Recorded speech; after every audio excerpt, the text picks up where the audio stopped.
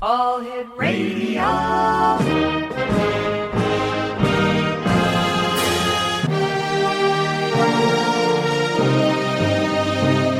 Welcome to the X Zone, a place where fact is fiction and fiction is reality. Now, here's your host, Rob McConnell.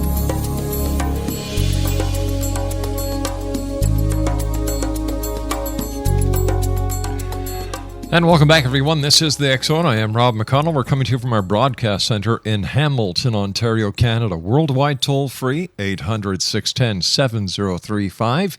Email xzone@xzoneradiotv.com. On all social media sites, X-Zone Radio TV. And our main website, where you can listen to the X Zone 7/24/365, www.xzoneradiotv.com. X Zone Nation, as you know, this is the spooky time of the year. Mind you, here in the X Zone, it's spooky all year long. But we have a special guest this hour. Her name is Dr. Heather Harder, and she's the author of Interdimensional Communication and Exploring Life's Last Frontier, The World of Death, Dying, and Letting Go. She is a personal and business consultant, professional speaker, and has appeared on hundreds and hundreds and hundreds of radio and television shows nationwide. We're going to be talking to the good doctor tonight about the art and science of talking to ghosts, spirits, angels, and other dead people. Joining me now from the area around Chicago, Illinois, is Dr. Heather Harder. And Dr. Harder, welcome to the X Zone. Oh, thank you. It's a joy to be with you. Tell me, Dr. Harder, how did you ever get into the world of talking to dead people, ghosts, spirits, and angels? Well, like everyone on the planet, I've always been in contact. I just didn't know it. And so probably it was around mid-'80s, about 20, 30 years ago, that I really learned how to mindfully be aware and take control of the process. Now, do we all have the ability to do this? You all are doing it. It's not a choice. You will be connected with other dimensions. It's just whether or not you recognize it and then are able to control the process. We all get intuitions. We all have dreams that have visions of people who've passed on. We all have those gut feelings or smell something or feel something, but we don't know how to take control of the process. Like if someone calls you, you can answer the phone. But if you understand the process of the phone, you can also make calls and talk at will. That's the thing that I have done that many people are yet doing. So if this is an inherent ability that we all have, Doctor, how come people revere psychics and other members of the world who have an uncanny ability, or so they think, to use divination to communicate? Why don't we just know how to do it ourselves? Well, because we don't trust ourselves. We don't think we're worthy. Just like in business, we go to business experts, we go to business coaches to tell us what we already know. Psychics just do it from another dimension. They're people who are able to give us information and sometimes proof that they know what they're talking about. And it's easier than tapping into our own resources. You've got to trust yourself first, and that's the hardest thing for humanity to do. Is that gut feeling you get when something happens, or you meet someone, or you just kind of feel as if you're not alone in a room? Sure, it can be, among many things. That visceral feeling, every cell of your body is sending and receiving information continuously. We just don't know how to tap into it and oftentimes interpret it correctly. But you have a special part of the back of your brain that is actually designed to be this interdimensional connection of all things non-physical. So how come we haven't learned how to use it fully? And how come, when you walk down the street, the people that you meet and greet are not aware that we have this natural ability? And why is it looked at as something strange, weird, and bizarre if it's so natural?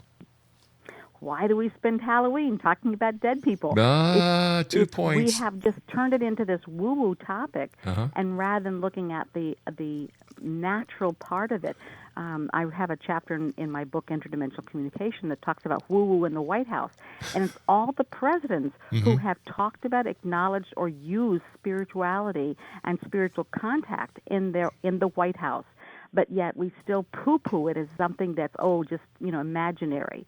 Jesus cast out evil spirits. Yes, he did. And Yeah. yet we at this age still deny that evil spirits exist. They think there's something out of their imagination. We are programmed to be helpless. When you were talking about the woo-woos in the White House, I thought you were talking about the presidents themselves, not the spirits. No, that's a whole different issue. Oh, it is. It's a topic for another show, and I'd love to have you back on to talk about that. It's not only Halloween where we here in the X Zone talk about communication with the dead or, psychic phenomena, interdimensional communication, interdimensional travel, interdimensional beings. And you know what? I feel right at home talking about this topic, and I've been doing it now for over 23 years. And yet it surprises me. Well, it really doesn't surprise me. I'm in awe when I've looked out over all the years to find out that more and more people are starting to realize what we call normal, that they used to call woo-woo at one time, and they're saying, hey, you guys in the X Zone, you're onto something. We want to know more. Dr. Heather Harder, please stand by. You and I have to take our first commercial break. X Zone Nation. Dr. Heather Harder is my guest. Her website is www.heatherharder.com, and we'll be back on the other side in 2 minutes. Don't go away. You were a pumpkin. I was a pumpkin, a big orange pumpkin. A big orange pumpkin. And were there a lot of children out there? Not so much. No? Did you get a lot of candy? Yeah, I got a lot of candy. Mommy's eating all the chocolate bars. Well, tell Mommy that's your candy, honey. Okay. Tell her. Stop eating all my chocolate bars, Mommy. Daddy's sick.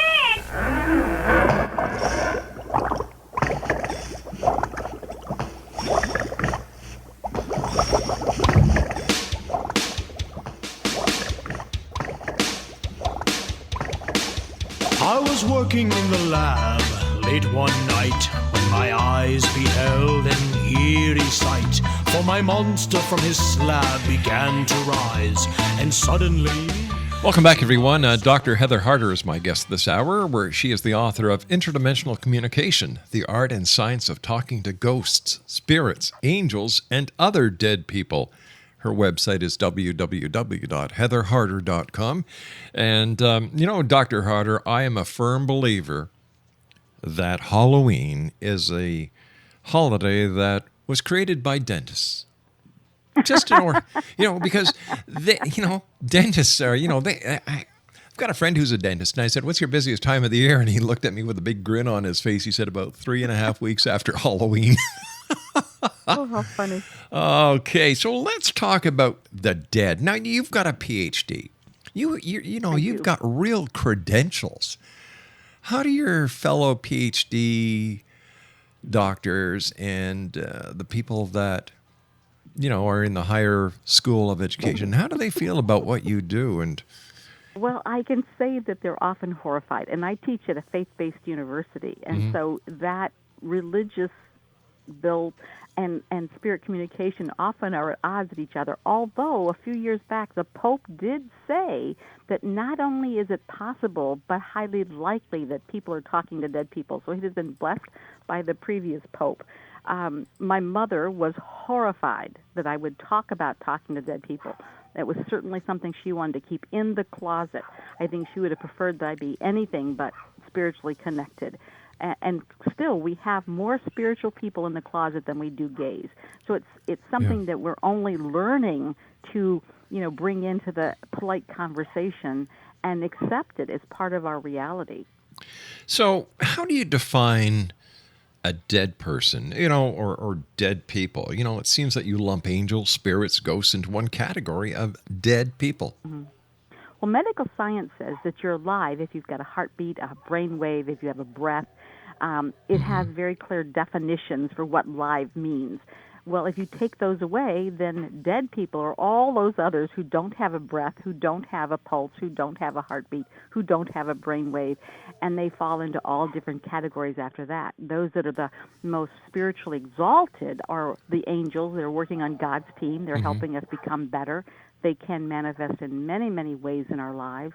And then all the way through poltergeists, who are those who are really kind of the unpleasant, disquieting ones that intentionally want to disrupt your life. So we have a full range of what I call dead people.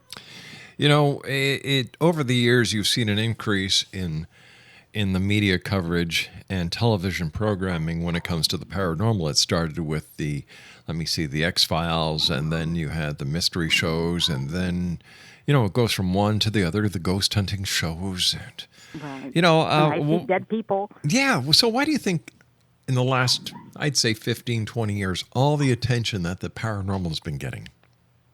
Well, because we're waking up. We have been locked into a third-dimensional world that what is real can be touched, tasted, smelled, heard, felt with our fingers. Now what we're doing is recognizing we could live in a much bigger world. As we stepped outside the planet and went into space and started looking at the planet from afar, we begin to see how much bigger the world is. And we're beginning to recognize that we're more than those five senses, that we can see things that can't be seen. Government has spent billions of dollars teaching people how to do remote viewing to spy in other countries. Certainly they know it's real.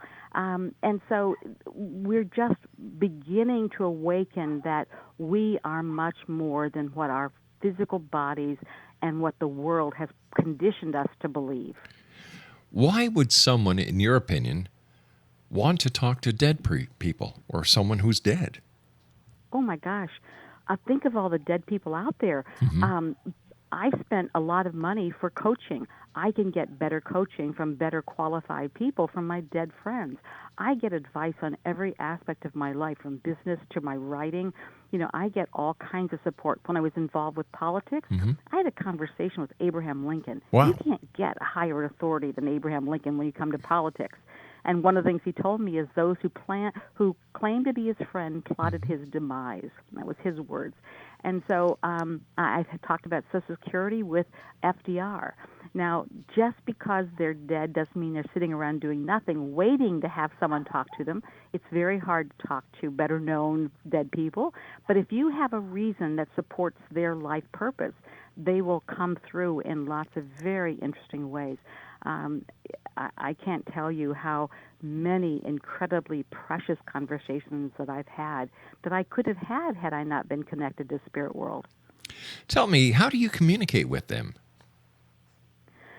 Well, different ones communicate differently, but and I have used lots of different senses. I've even been talking to someone in real life. If I'm talking about a book project, I will record the conversation.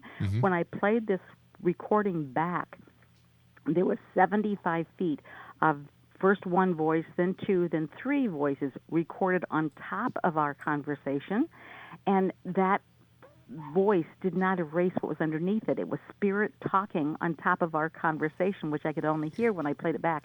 And it wasn't this gravelly thing that they say, oh, this is what they're saying. It was very clear, distinct language that you could hear. I've had, most of the time, I connect energetically, like I can feel your energy through your voice print. And then if you were to say something about, say, your wife, then I can feel her energy through your voice print. So I feel energetically the connection with spirit, and then I follow that pattern back, and then I get information sort of through a visceral kind of experience. But I have heard voices both inside and outside. I have felt things. I have seen things. I teach classes and teach people how to become mindful and aware of their communication style. And doing that, I have experienced almost every way that my students have experienced. What was it Some like? people hear voices in their head, out of their head. I mean, there's all kinds of ways to connect. You know, I've been downtown in many city centers in Montreal, Toronto, here in Hamilton. And at one time, I used to see people talking to themselves, and I thought, oh, my gosh, you're a little off the wall.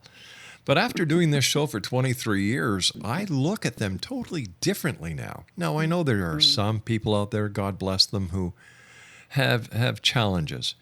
But then there are other Or earphones. people. Or earphones, that's right. But then, after speaking to the many people I've done, including people like yourself, I say, I put a smile on my face and say, they know. They're talking. People are listening. They're not talking to themselves. Yeah. And I think when you come to that revelation, you start looking at the entire world totally differently. Well, I've been told that many of our highest spiritual beings on the planet living right now are living in our homeless, that they're here to show us that we're not home until we're all home. And this, connecting with our lineage is part of that traveling back to home. We are all united. We are all one. We have to awaken to the greatness of who we are and own that in order to really reunify with the whole of all the universe. You see, I agree with you 100%. I agree that we are all one. And for some reason, instead of bringing us together, religious philosophies are actually putting wedges between us. My religion is better than yours. And I think that this is all part of the test to see how we can forego the wedges that are being put into our lives to bring us all back together as one. I agree. Yeah. If I can separate you, I can control you. Look at Lincoln's famous House Divided speech. That was the whole concept. If I can make you fight against someone else, then I can better control you. And in fact, I went to, in my political experiences, I went to campaign trainings that taught you how to get people in fear. Because if I can get you in fear, I can control you. Yeah. I can make you not vote for my opponent, or I can make you vote for me based on manipulation of fear. So there's a whole lot of stuff out there that makes us want to be divided, because then we're controllable. And those who have the power will continue to have the power. If we become empowered by truly knowing who we are, no one or nothing can control us. What was it like when you were speaking to President Lincoln? How did you feel knowing that you were talking to one of the greatest icons in history? It was shocking and very humbling. People said, well, why didn't you ask him this? I mean, I was shocked. First of all, I'd gone to Washington, D.C., and I was there for a conference, and then I had gone down to the Lincoln Museum that there is below the Ford Theater, and seeing his things and feeling his energy. And if you know the history of Lincoln, he was hated during his day. He was not the revered man he is today. He was criticized and slammed whenever there was opportunity. He was slovenly. They say he was so dirty. They had seeds growing in his office there in Springfield. He really wasn't well respected during his time. And so I just sort of sit down and mentally sent him a thank you note saying, I know that you didn't get to experience the awe that people have for you, but now know that you are recognized as being one of the greats. And I just literally sent him a letter sitting on the bench. I went on to my meeting a few hours later, and I felt this incredible energy. If you could imagine having invisible chocolate pudding around you, it was that thick and that tangible, and this energy came through me. And then my pen, and again, I'm well educated. I have a PhD. I write normal. My pen went to this very unusual way of holding it, and then and I'm watching my hand move. This whole letter came through from Abraham Lincoln. Wow. And it was basically a response to my letter to him, and it talked about, I was involved in politics, and I was going to have this experience, I was going to have that experience. In fact, the letter is reprinted in the book Exploring Life's Last Frontier. But one of the lines was, those who plotted my demise, those who claimed to be my friend also plotted my demise, and you too shall have those who sabotage you, or something along that effect. And it was signed A. Lincoln. I didn't know how Abraham Lincoln signed his name, but it was signed very distinctly A. Lincoln. And then when I'm looking at his signatures later on and going, oh my God, that's exactly how he signed his name on my letter. And I felt, I really was in awe. I mean, I don't know who you respect so much that if you were to see them, you would be without speech. And that's how I felt. It was just such an awesome experience to have this incredible energy. This Doctor, incredible you and I have to greatness take our news break. Please stand by. Exonation Dr. Heather Harder is my guest. HeatherHarder.com, and we'll be back on the other side of this news break. Don't go away. I'm Rob McConnell, and welcome to the X Zone, a place where people dare to believe and dare to be heard. Today on the X Zone, contacting the dead by phone.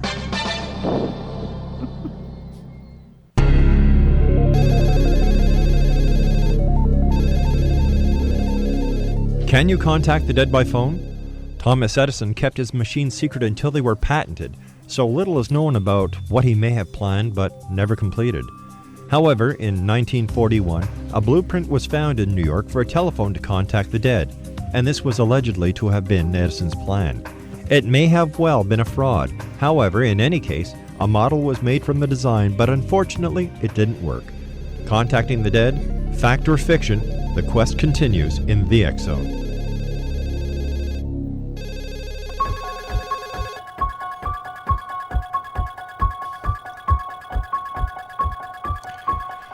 Exonation Dr. Heather Harder is our guest this hour. She's the author of Interdimensional Communication, The Art and Science of Talking to Ghosts, Spirits, Angels, and Other Dead People. Her website is www.heatherharder.com. You know, during the commercial break, Dr. Harder, you and I were talking about, what it must have been like for you to actually communicate with the late, great President Abraham Lincoln, and so you also do from let me see. Would you call what you do channeling?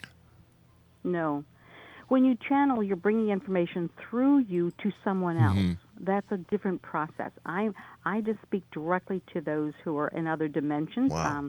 I have talked to people on spaceships, and I have talked to people who have been living and are now deceased. I've talked to people who never have lived on planet. Mm-hmm. So there's all kinds of categories of those. And that's, I talk to them. I can relay the message, but I don't bring it through me for someone else. So you were saying you speak to people on spaceships. Can you also communicate with others on other planets? Yes. Wow. Yes. And Earth is a school. Mm-hmm. Again, in my book Interdimensional Communication, I talk about it. There are 12 different dimensions of life. Earth is transferring from third dimension, which is locked into physical reality, into fifth dimension, where you understand that we're all part of that oneness. Fourth dimension is that transition state where you begin to recognize there's more to life than these five senses. And most people on the planet in some facet of their life recognize that now. We have moved into fourth, but fourth is a transition state onto fifth. Once we get to fifth, that's when planet Earth will settle down at its new dimension saying, oh, we're all one. What I do in my life will affect someone somewhere else. The butterfly effect. Right. So butterfly bats its wing in India, it affects the weather in California. Mm-hmm. That aspect that we're all connected and that we all change the reality is really important. And when we get there, we will have arrived for this transition. So who else have you talked to that our listeners would know?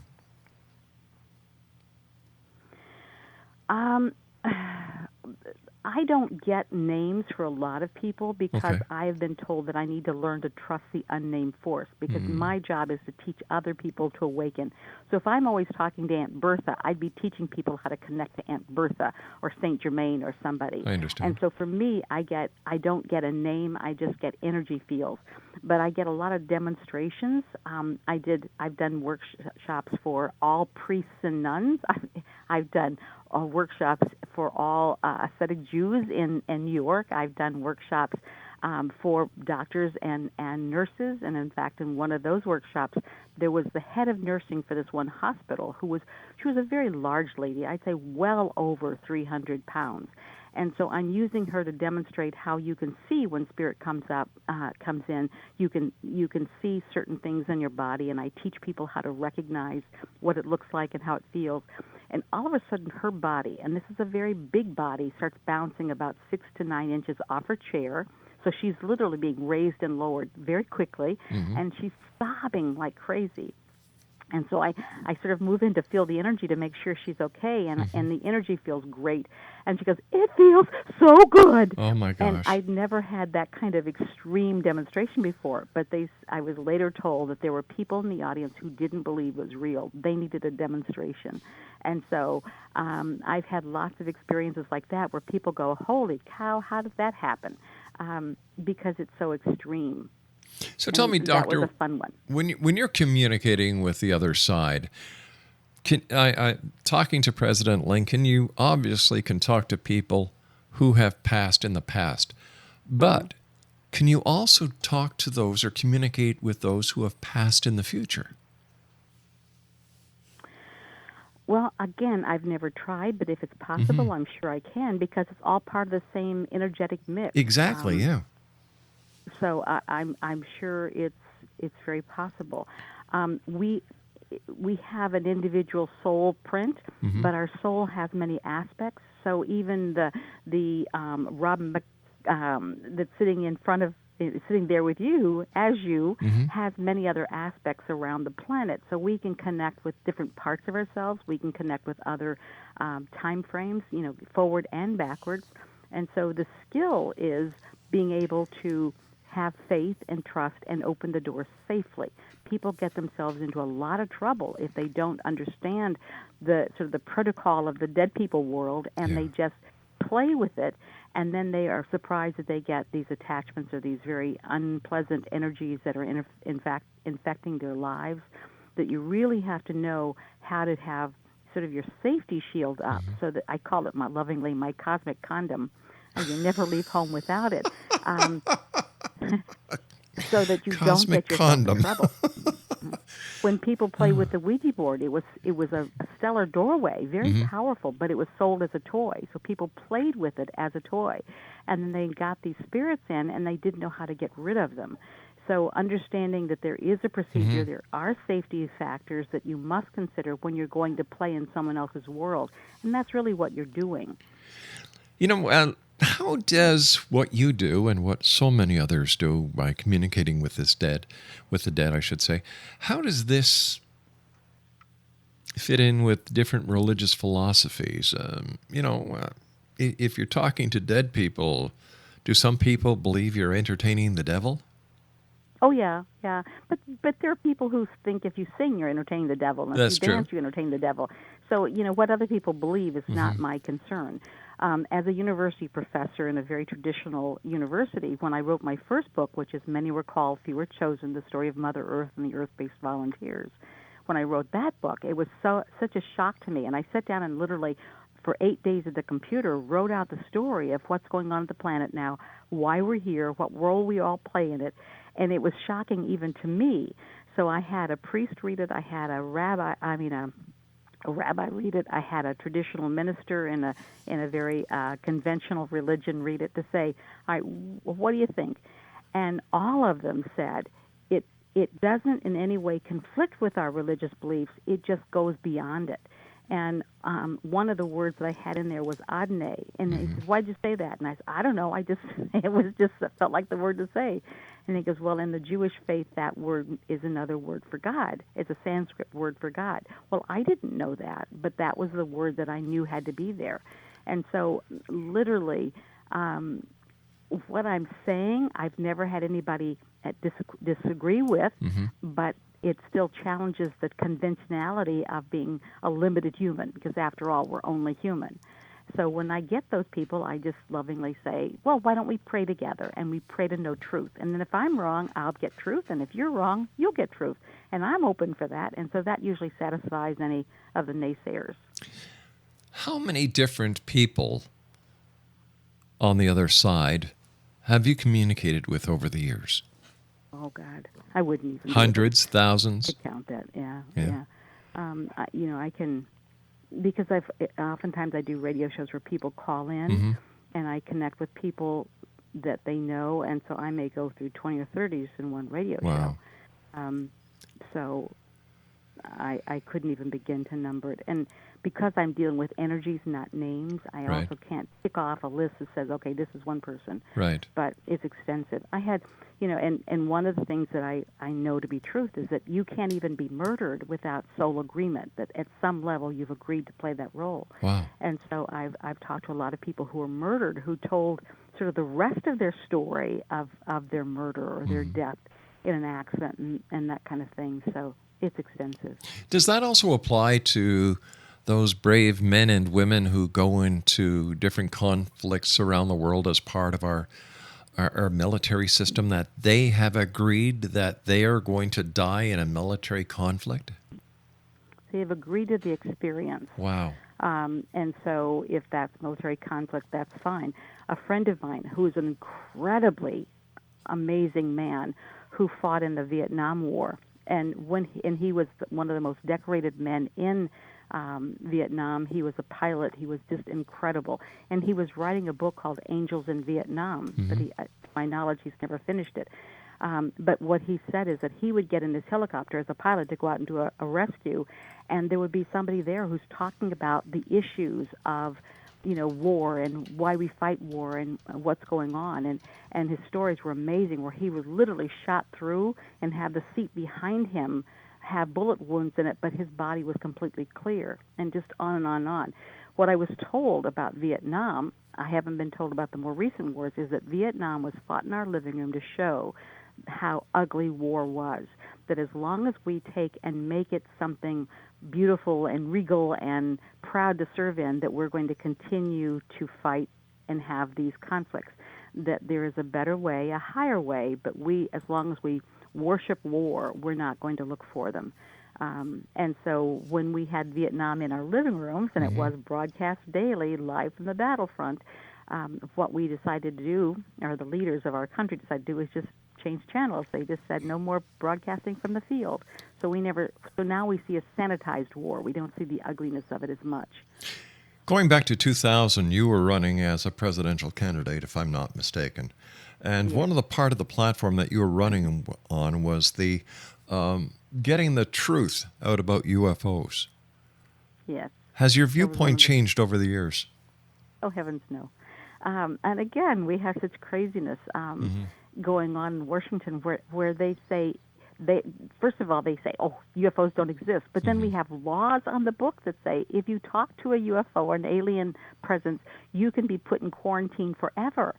So they have all these laws that govern contact. They have copyright laws. You cannot copyright off-planet information that you receive through various spirit forms, and yet they say they don't exist. So it's just a huge joke. I loved one of your quotes, and this is it: UFOs exist and have always existed. You must only view the Nazca lines in Peru as proof. No amount of government denial will change my beliefs. Yeah. Good for you. And it's truly, and if you go out, once you're heart-centered, and that's a key, you've got to be heart-centered, not mental-centered. The mind is a tool that we use for various functions, but when we are really coming from our soul self, we're coming from the heart place. Once your heart connected, you can go out and lay and watch the stars, and I do it with groups all the time, and literally talk to the spaceships, and they will identify themselves. They'll change size, they'll change colors, they'll move in very erratic, like make little triangle patterns. They'll do things so that you can recognize them and see them. They want us to awaken to who we are, and they're doing all kinds of things to help us. But there's also the other side, because in the alien world, as in every other world, there's the good and the not so good. There are those who also want to keep us controlled and keep us in our little boxes so that the people who have the power keep the power. And so just as on Earth there's that push between greater self and little self, there is in the alien world as well. So let me ask you, Doctor, after the communication that you've done for yourself and for others, the work and your beliefs in extraterrestrials and interdimensional communication, let me ask you a very simple question. Why are we here? Oh, we're here to help the Earth. And that's the whole Many Were Called story. Back when the Earth was being developed, it was developed as a playground where every thought we have becomes our reality. We live in a world that can be anything we choose it to be. That was the fun of it. Wow. But those who created this world never thought that we would choose hate and violence, never thought we would choose discrimination and all the icky things of life, control, domination. And so there were never any safeguards put into place. Well, our consciousness determines our vibrational level, what with the thoughts we think affects who we are, and collectively we affect the Earth. So when we started doing judgments and other kinds of things on this planet, we literally jeopardized the health of the planet. Pollution is a manifestation of the consciousness of that area. So if you look at places of greatest pollution, that's the place of greatest dis-ease in the consciousness of that area.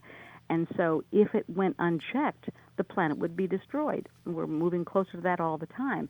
And so the volunteers from other worlds came to this planet to make a difference. It's why we have so many tree huggers and so many people who are professing love and light and how, and the spiritual awakening and the consciousness and the health issues and all the other facets of helping create a better mindful life now is so prevalent on the planet because collectively we impact the vibration of the planet. And it's the vibration of the planet that we're here to change. But to do that, we have to impact humanity. So would I be correct in saying that the original idea for this planet was to be the holodeck for humanity? A holodeck? I don't know what that Holodeck. Where, holodeck. Yes, like on the Starship Enterprise, where you can go in and whatever your dream is, whatever your fantasy is, it would be created for you. In my opinion, no. I mean, I may get different information tomorrow, but in my opinion, no. Planets are designed to be like lab schools for lessons. So this planet is about free will, and it's about free thought, so that you literally create your reality in any direction you want. Other planets, you work with fewer things. You may only be working on discrimination or discernment or only on love. This planet puts everything together. This is the Super Bowl of all learning experiences, and it was a very involved planet to develop, which is why they want to rescue it and keep it from being destructive. All right, Doctor, you and I have to take our commercial break. We'll be back in a couple of minutes as we wrap up this hour in the action with our guest, Dr. Heather Harder. Her website is www.heatherharder.com.